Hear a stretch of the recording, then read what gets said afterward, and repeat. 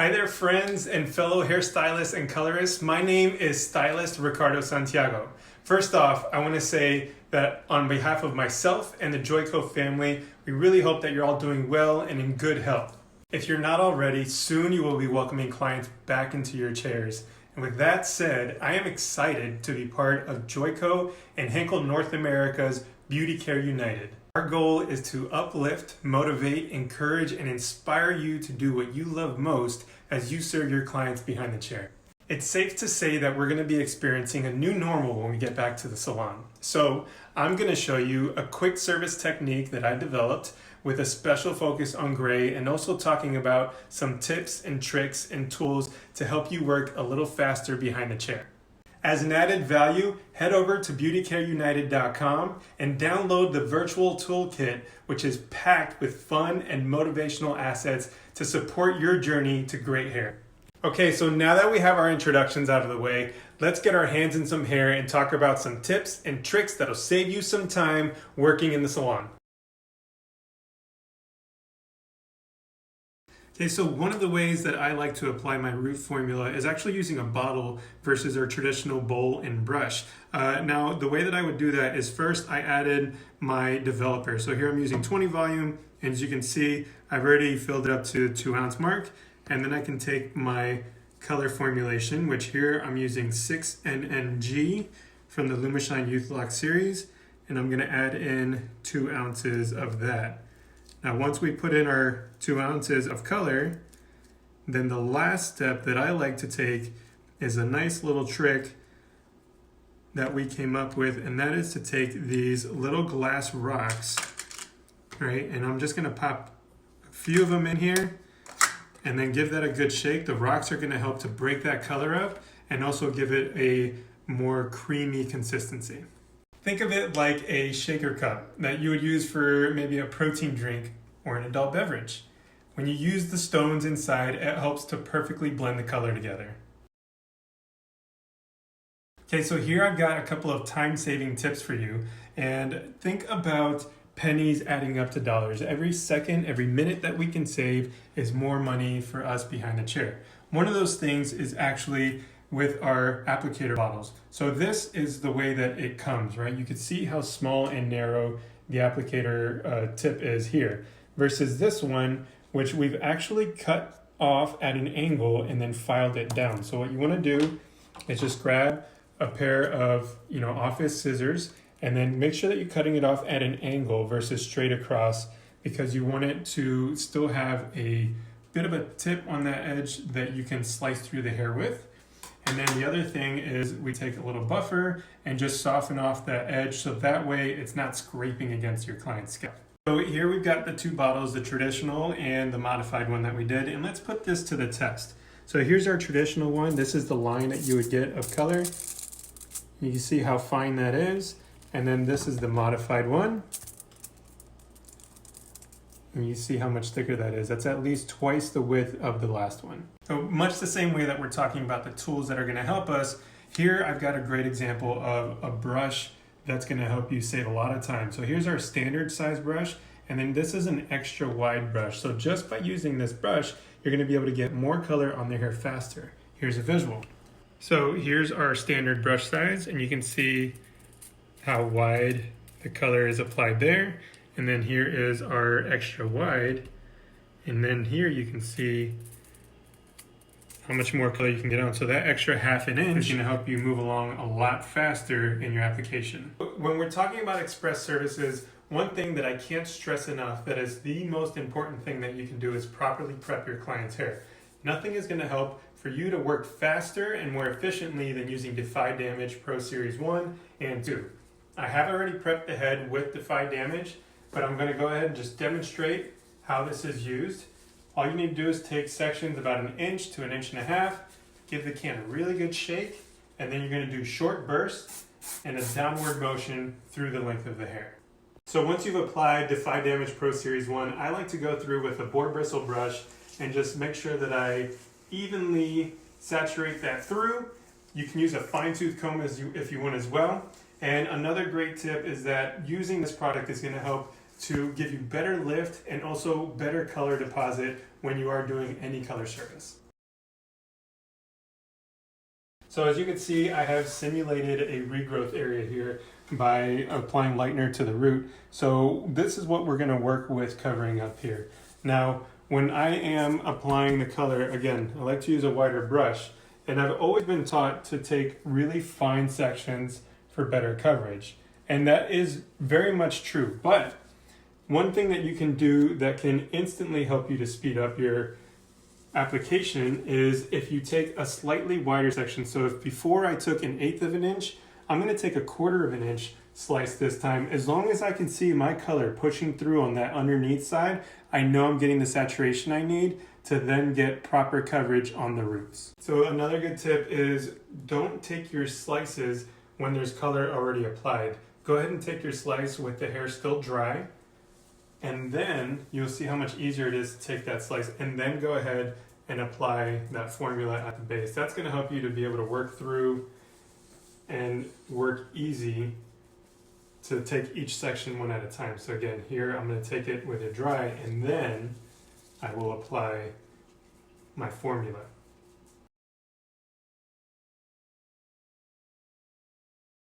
Now, switching things up, we're going to go ahead and try our bottle approach. Now, if you haven't tried this before, it can get a little tricky, but I promise it's worth the while. The one major benefit about using the bottle and not a bowl and a brush is that you're able to continue to work through without having to stop and reload the product every single time.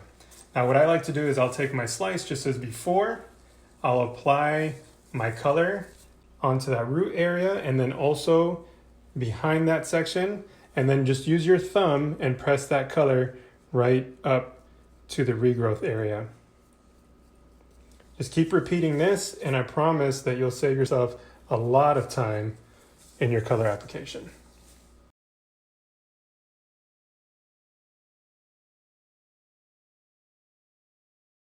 The thing that you might run into is those clients that have those really stubborn grays right on the side.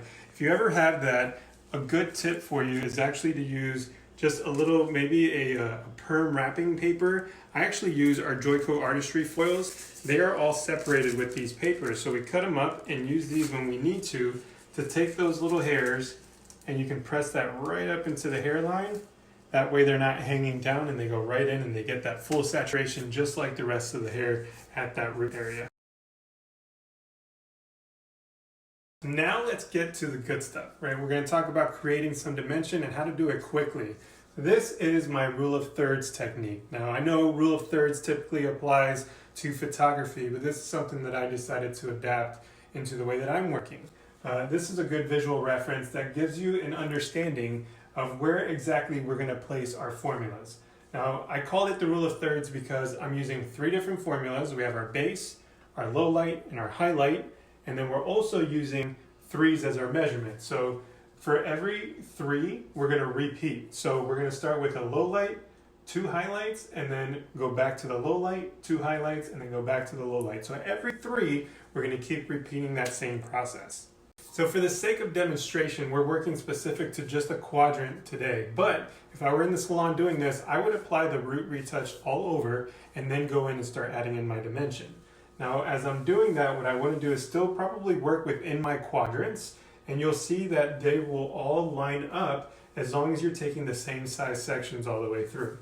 So I'll take a diagonal back, so we're going to work from the front to the back. So a diagonal back slice about we'll say 1/4 inch from that hairline, and what we want to do is we're going to take a very thick weave. So we're calling these statement pieces. They're larger, they're going to show a little bit more and create more dimension. So the first thing you want to do before you take your weave is blur out that root line. So what I'm going to do is I'm going to take that color that I've applied at the root and start to stretch it. You can see where it's starting to build up, and just keep stretching that until it completely dissipates. Once you've done that, then that's going to help to soften it out into your low light and highlight color. And then we're going to take these thicker weaves, right? And go ahead and take your foil.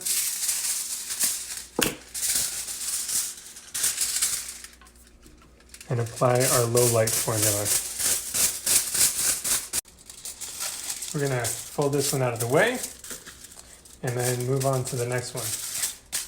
Now you'll notice when we're doing a low light, we're gonna blur those colors together by back feathering up.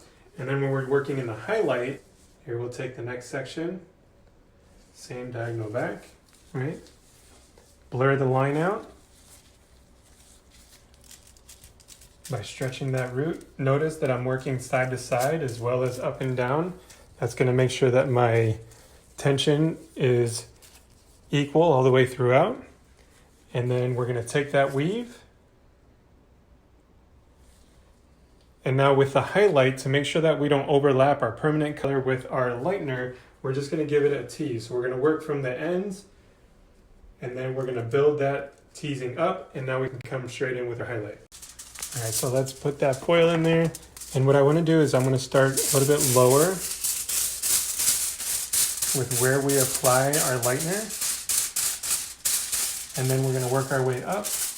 And this is just to make sure, again, that we don't overlap, and we're also creating a feathering effect to soften in the lightener and not create any harsh lines, just in case you didn't get it enough with the teasing. We'll fold that up. And then move on to the next section. You're just gonna repeat this, like I said, every third. So we'll do one low light, two highlights, one low light, two highlights, and that's gonna work your way through with minimal foils throughout the entire head.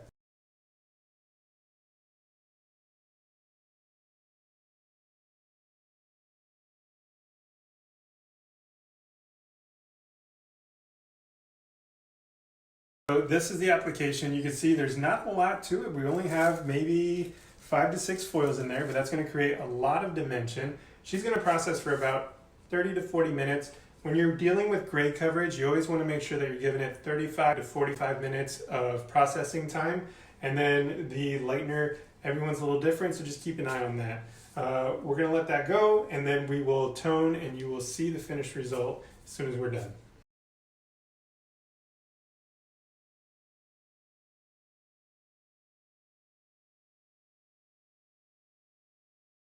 Well, that's a wrap. I hope that you can use this information as you get back behind the chair. Don't forget to check out beautycareunited.com and download the virtual toolkit. And also sign up for updates such as additional techniques and info to support you as you start back up.